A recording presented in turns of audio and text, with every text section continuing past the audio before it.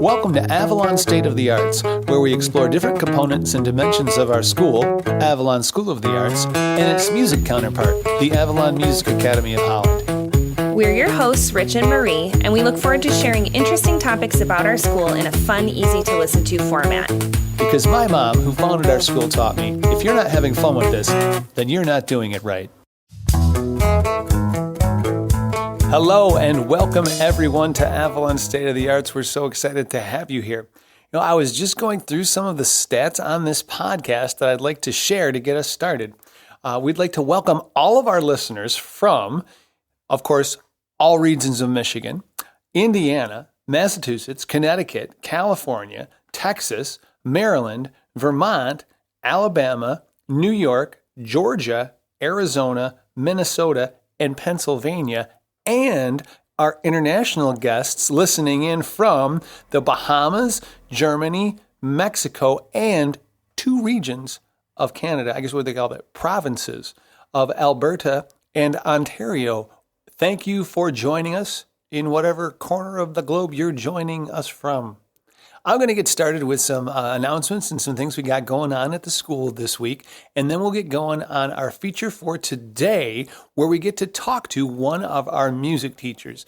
He's been with us here at Avalon for a long time, and it's going to be really fun to hear how he got into music and some of his musical influences, his teaching theories, and a lot of fun stuff like that. So first off, congratulations to our dancers. We had our first day of dress rehearsals today for our dance recitals, and those are going to be continuing on into next week, culminating in our big dance recital weekend on June 7th and 8th. So this is always a fun time of year at the school with lots of energy and excitement running through the halls and the rooms and throughout the whole building. In music department news, we still have a few days left on our summer music lesson pack promotion, which saves you $75 on getting started in music lessons. Now, I've said this before, I think that summertime is a wonderful time to get going on lessons because kids have a lot more time on their hands without the constraints of school and homework and all of those other activities. It's a great way to take an initial first deep dive into an instrument. And this is a great deal to get started. You get your first lesson for free, you get books to get going with, and an instrument-specific goodie like for stringed instruments, that would be a tuner, musical flashcards for piano and voice students, and drumsticks for drummers. So this special runs through May 31st, and there's a few easy ways to get signed up. You can call or text us at 616-834-0854. That's 616-834-0854. You can email the office at info@avalonmusicacademyofholland.com or just stop by the music office on the south campus of the building. That's the driveway before the building anytime, and we'll get you signed up. I also just got done editing the video of our Tulip Time Parade experience, where our dance ensemble dancers danced. Our acrobatics kids did acrobatics in front of them. And at the tail end, actually serendipitously enough, my interviewee for today, Mr. John, and I marched. He played this crazy thing called a keytar that it looks like a guitar, but it's actually a keyboard. They were really big in the 80s, and I think it's amazing that he has one. And it worked out so well. So there's a couple ways you can check that out. If you go to the Avalon Music Academy of Holland YouTube page, it's posted there. Or if you just go to YouTube and search Avalon School of the Arts, Tiptoe Through the Tulips, it'll come right up. And also it's on our social media, on our Facebook and our Instagram. So make sure you check that out. It's great fun. And now our feature presentation, an interview with one of our piano teachers, Mr. John.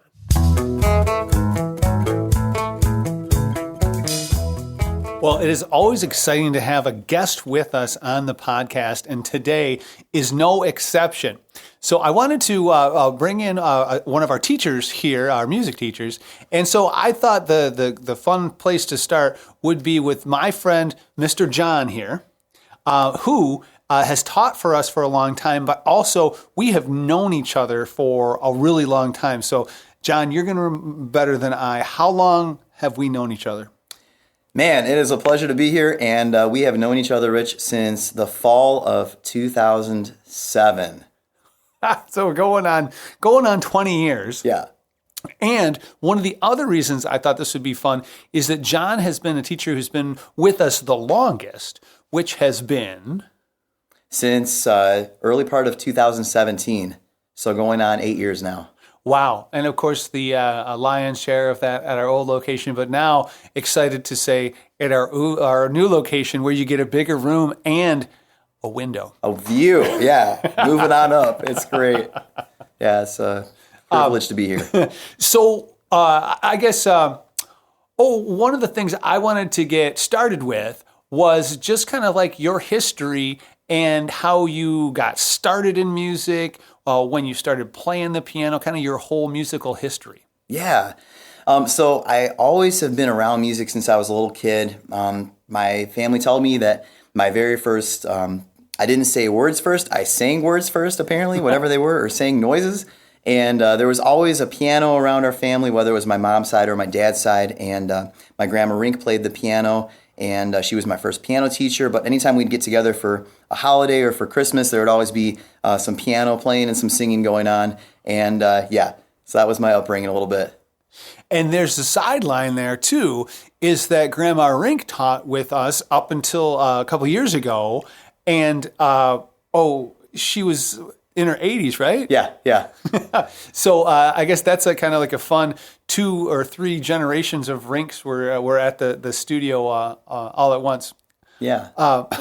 Now, you've been a professional musician for years now.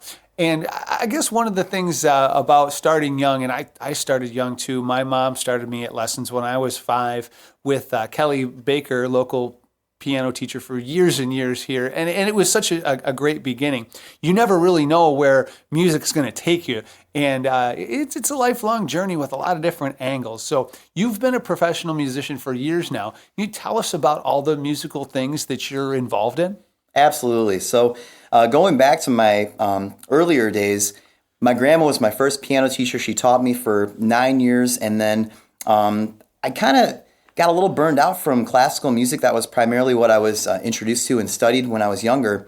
And then, but throughout my college days at Hope College, I learned that you could do more with music than just classical music. That's a great genre, a great category of music, but being able to do more with it, such as pop music and jazz and things like that. And so that really got me hooked on music once again and pursuing an avenue where I could seek that out and in a professional way. And I remember playing, it was a song by Five for Fighting, 100 Years, at home, and my mom heard me play that and started crying and just really thought that I should pursue music full time, and loaned me the money to get my first keyboard in that summer of 2007, right before we met, when I was working at Subway. The building got torn down recently. It's a really a sad day, but Oh, man. I know, but that's where Rich and I first met all those years ago, and I just got my keyboard, and it was just a really cool moment that we got introduced to each other, and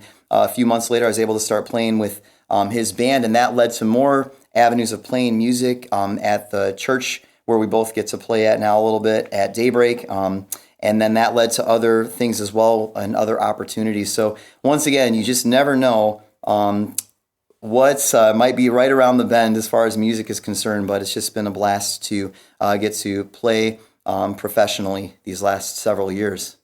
Yeah, that is a shame that Subway was torn down. I know. I didn't know that.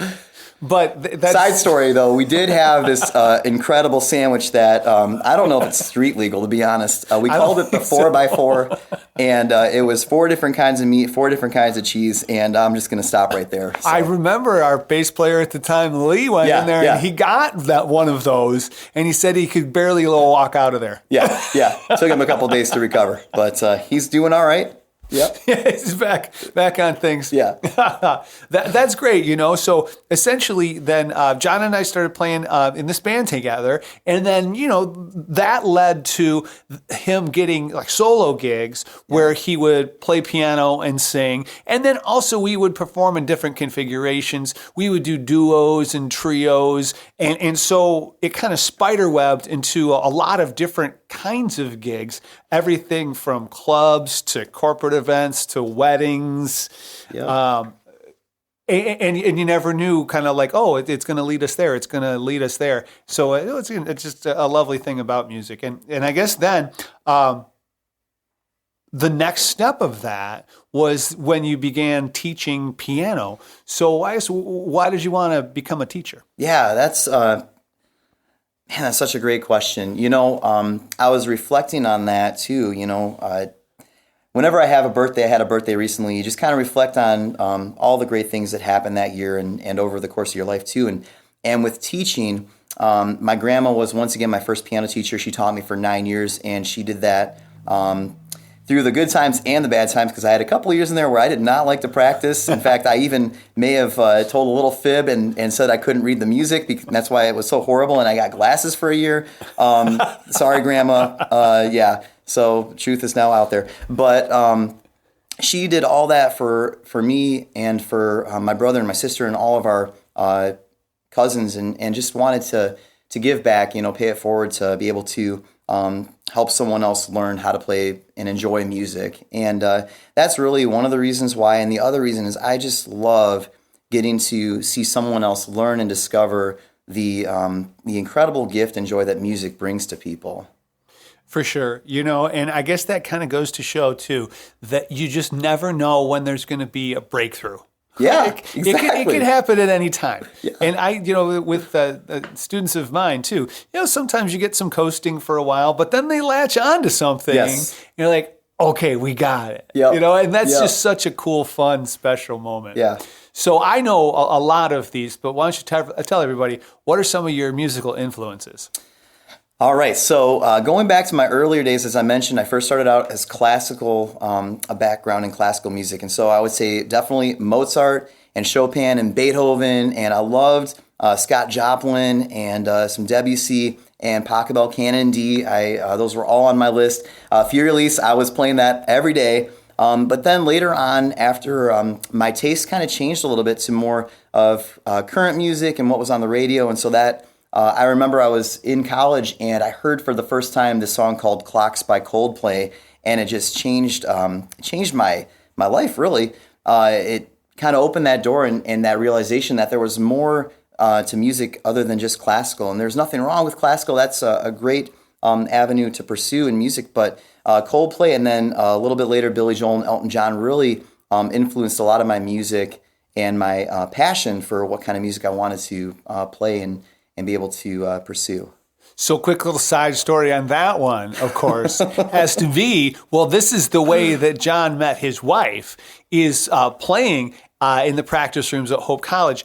And do you remember what song it was you were playing? Yes, yeah. So I would, when I wasn't playing, when we didn't have the weddings or the gigs going on, I would always go and practice at the music building because I just really like the environment and getting, it's a comfortable place. And I was playing Piano Man of all songs by Billy Joel, and my wife was there. She's not even a music student in the music building, and she was there because a friend was dating a guy who was playing the viola and wanted to show his solo off or whatever, but she heard me playing and singing Billy Joel, Piano Man, and came and knocked on my practice room and asked if she could come in and listen to the rest of my set that I was playing. And she never left. There you go. That's great. Just another example if you don't know where music's going to lead you, right? Yep.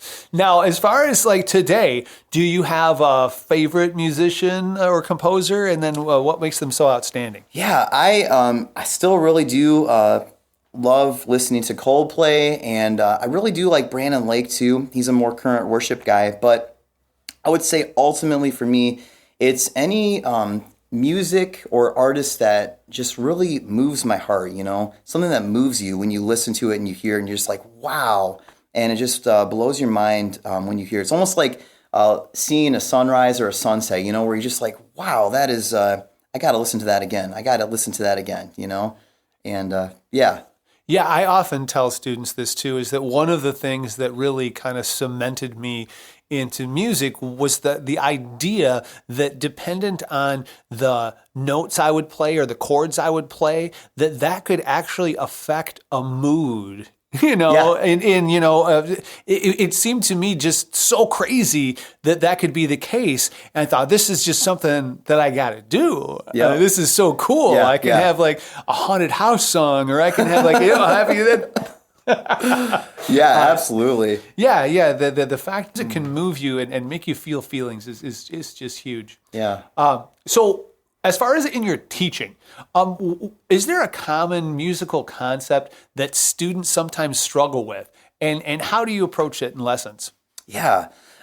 So the biggest thing I would say that is a struggle for students today is finding time to practice. The busyness of life with everything going on, and just really being intentional with making sure that practicing is a priority and important, because it is. And I have a friend who said that, and I always repeat this for myself too, that you make time for the things that are important. And once again, we're trying to grow this musical muscle, and the only way to grow a muscle is by putting in the work and going through that sometimes it is a little painful, going back to my days when I was studying with my grandma, just getting through that struggle, having that encouragement. But I would say the biggest struggle is definitely having the time to practice and making that a priority. And that's also where it's so important to be communicating with parents and with families about making sure that they're able to get that practice time in, and then encouraging them through that too. And even when you have a week or a few weeks where you're not able to get that practice time in, still encouraging them to keep taking that next step, just keep moving towards becoming a greater musician, so you can continue to make those musical masterpieces even more detailed and interesting and fun to look at and enjoyable to listen to. And one thing too that I do, side note, is in addition to the encouragement, is if they do practice a certain amount of times per week, they get a piece of candy. It is peanut free though. I just want to make sure that we're staying healthy here, as healthy as we can. But those are definitely the things, obstacles that I deal with the most, and then how I were able to get through that barrier. Yeah, and I think there's a couple fun things to unpack there. What I will tell students sometimes is that if you're having a struggle practicing, is to just automate the concept. So therefore, decide on what that time is. If it's after you get up, or like before bed, whatever, and just have it be that same time every day. Yep. So that way it takes out the question mark of, I really want to practice, but when am I going to do that? Standardize that, and then set your goal as your 15 minutes or whatever that is. And then anything after that is just kind of like bonus time. I guess I've done candy too for my students. And then one of the things is it just kind of makes it more fun. Yeah. It's just like a fun little reward. Hey, you can, Yep.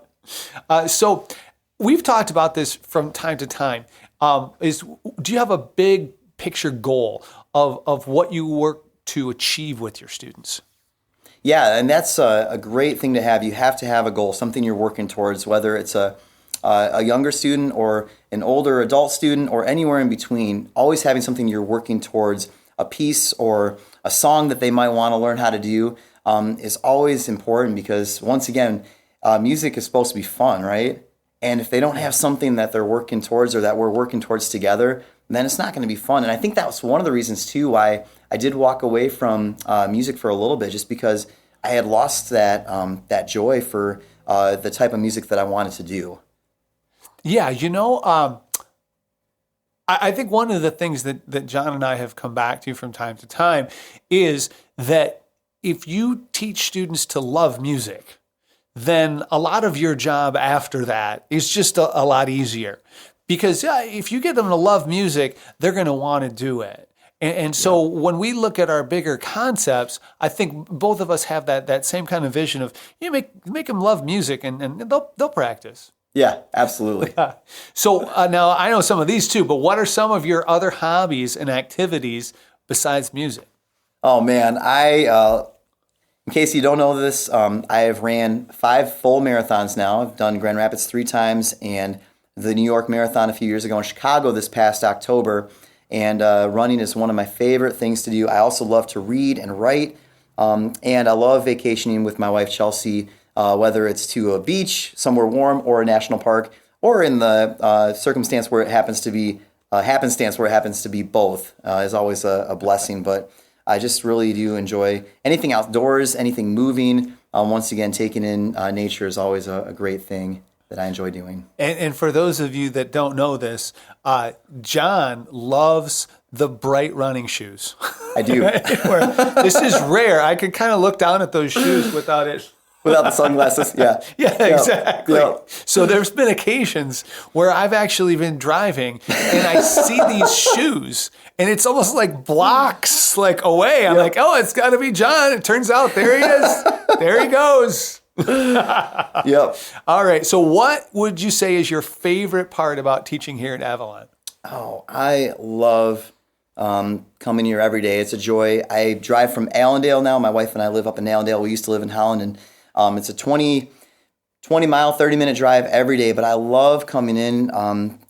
Avalon is a special place. First of all, it is family. It doesn't just feel like family. It is family. Rich and Marie, starting with them. I've known them, like I said, we talked about earlier, for going on 17 or almost 20 years. Well, let's call it 20 years. Yeah. And I just really enjoy getting to spend time with them, and it doesn't really feel like work. You know, they say when you do what you love, it doesn't feel like work. And just really do enjoy being with the teachers and the students, and just really feel blessed and honored to be able to teach here. And my greatest joy as a teacher is always helping someone else learn how to create their own one-of-a-kind musical masterpiece, and just the joy of music, you know. And anytime that I have an opportunity to share and see, like you mentioned earlier, Rich, when the light just turns on, when they see it and they get it and they just, you know, fall in love with music, that just, there's no greater feeling, and I can't describe it in any other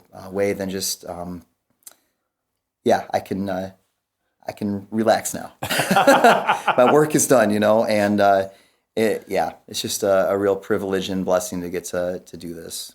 Awesome. Well, hey, thank you for being here, and thank you for sharing your musical experiences and some of your teaching theories and all of those things. It's just wonderful to learn, and I hope everybody has gotten as much out of it as I have, because I had a blast. So thank you so much. And we'll see everyone again next week. Avalon offers dance classes, music lessons, and theater classes 6 days a week. With over 40 teachers, we have something for kids and adults and everyone in between.